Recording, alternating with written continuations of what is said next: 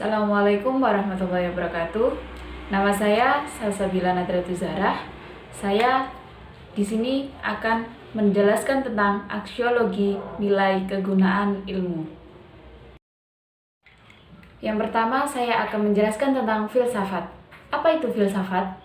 Filsafat adalah pemikiran dan kajian menyeluruh terhadap suatu pemikiran, kepercayaan, dan sikap yang sudah dijunjung tinggi kebenarannya melalui pencarian ulang dan analisis konsep dasar untuk menciptakan kebenaran, pertimbangan, dan kebijaksanaan yang lebih baik. Yang kedua, saya akan menjelaskan tentang pengertian ilmu.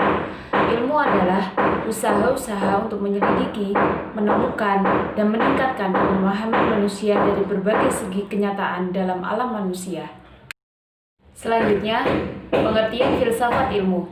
Filsafat ilmu merupakan cabang filsafat yang mempelajari dan mempertanyakan secara sistematis mengenai hakikat pengetahuan ilmu yang berhubungan dalam masalah-masalah filosofis dan fundamental yang terdapat pada ilmu untuk mencapai pengetahuan yang ilmiah. Beberapa yang dikaji dalam ilmu filsafat yaitu hakikat ilmu, tujuan ilmu, metode ilmu, bagian-bagian ilmu, jangkauan ilmu, dan hubungan ilmu dengan masalah hidup. Aksiologi. Kata aksiologi berasal dari bahasa Yunani, yaitu axios, yang memiliki arti nilai, dan logos yang mempunyai arti ilmu atau teori. Jadi, aksiologi adalah teori tentang nilai. Nilai yang dimaksud adalah suatu yang dimiliki manusia untuk melakukan berbagai pertimbangan tentang apa yang dinilai.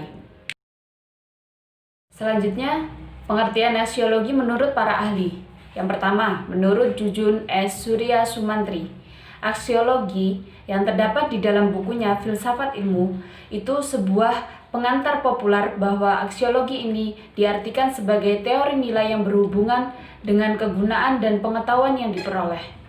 Yang kedua, aksiologi menurut Bramel. Aksiologi ini terbagi dalam 3 bagian. Moral konduk, yaitu tindakan moral. Yang kedua, bidang ini melahirkan disiplin khusus, yaitu etika, estetika, ekspresioner, yaitu merupakan ekspresi keindahan. Bidang ini menimbulkan atau melahirkan suatu keindahan, socio-political life, merupakan kehidupan sosial politik yang akan melahirkan atau memunculkan filsafat sosiopolitik. Yang ketiga, menurut Wibisoni, dalam surat Zio 2009-192, aksiologi merupakan nilai-nilai sebuah tolak ukur kebenaran, etika serta moral sebagai dasar normatif penelitian dan juga pengalian dan juga penetapan ilmu. Cabang-cabang filsafat. Yang pertama, logika. Logika itu apa yang disebut benar dan apa yang disebut salah. Yang kedua, etika. Etika itu mana yang dianggap baik dan mana yang dianggap buruk.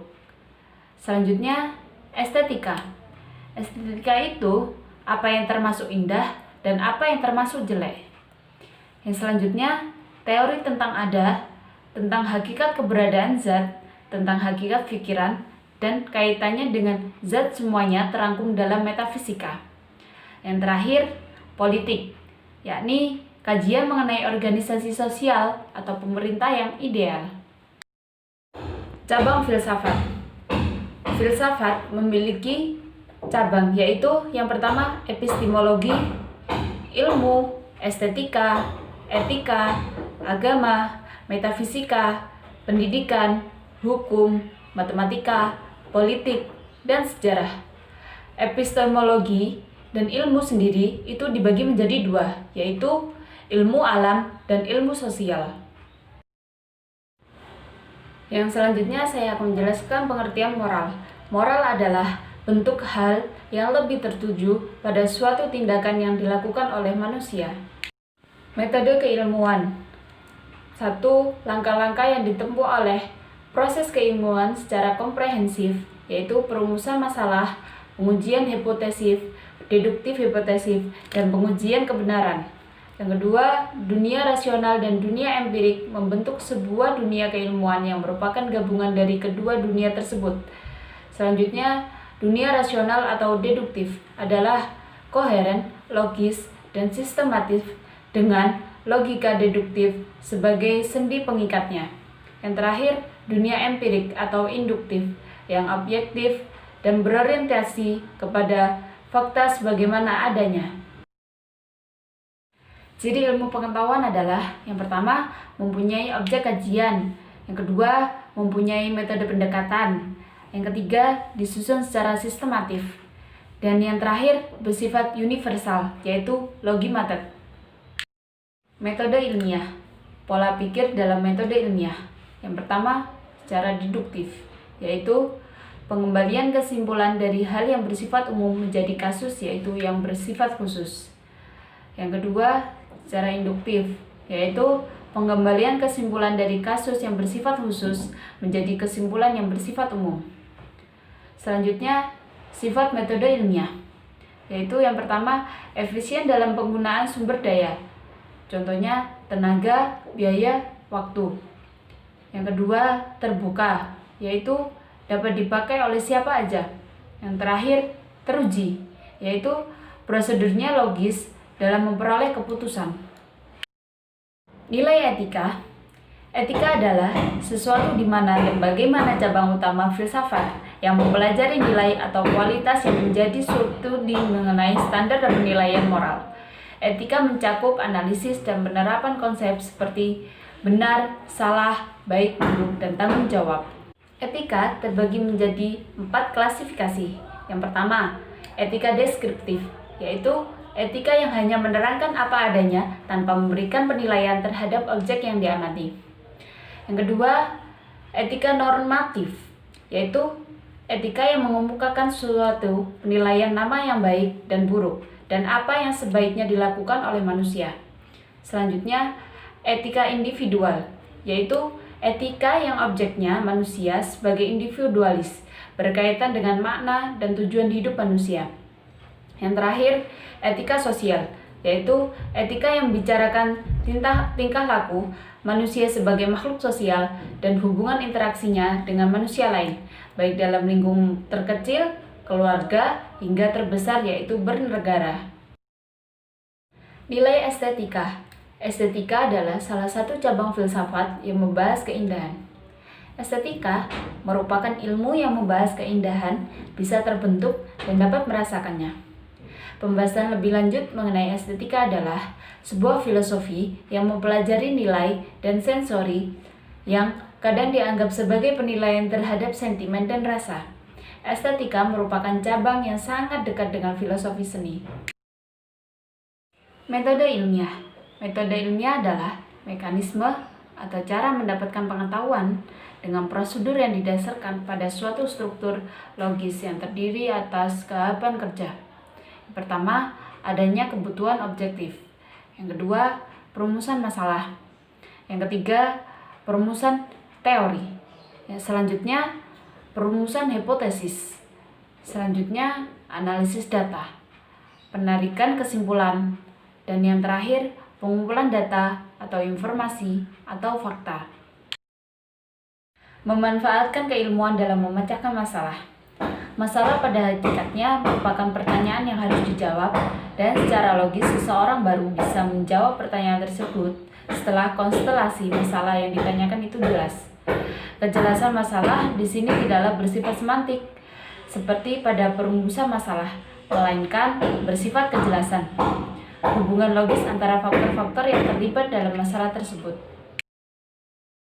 Fungsi ilmu pengetahuan. Yang pertama, untuk menerangkan gejala. Yang kedua, untuk memahami hakikat gejala.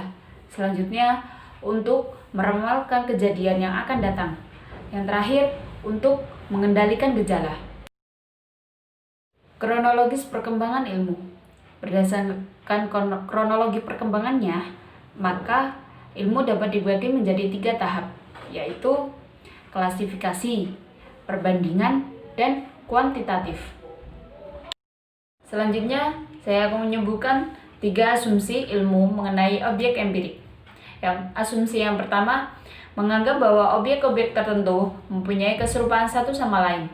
Contoh, dalam hal bentuk, struktur, sifat, dan lain-lain. Asumsi yang kedua, anggapan bahwa suatu benda tidak mengalami perubahan dalam jangka waktu tertentu. Kegiatan keilmuan bertujuan mempelajari tingkah laku suatu objek dalam suatu keadaan tertentu. Asumsi yang ketiga, determinasi, yaitu kita menganggap tiap gejala bukan merupakan suatu kejadian yang bersifat kebetulan. Tiap gejala memiliki pola tertentu yang bersifat tetap dengan urutan kejadian yang sama. Tugas ilmu pengetahuan dan penelitian. Yang pertama, mencandra atau mengadakan deskripsi, yaitu menggambarkan secara jelas dan cermat hal-hal yang dipersoalkan. Yang kedua, menerangkan atau eksplanasi, yaitu menerangkan kondisi-kondisi yang mendasari terjadinya peristiwa-peristiwa atau gejala. Selanjutnya, menyusun teori, yaitu mencari dan merumuskan hukum-hukum mengenai hubungan antara kondisi yang satu dengan yang lain. Selanjutnya, membuat prediksi atau peramalan, yaitu membuat ramalan, estimasi, dan proyeksi mengenai peristiwa yang bakal terjadi. Yang terakhir, yaitu melakukan pengendalian. Melakukan pengendalian tersebut, yaitu melakukan tindakan guna mengendalikan peristiwa atau gejala. Kurang lebihnya, saya mohon maaf yang sebesar-besarnya.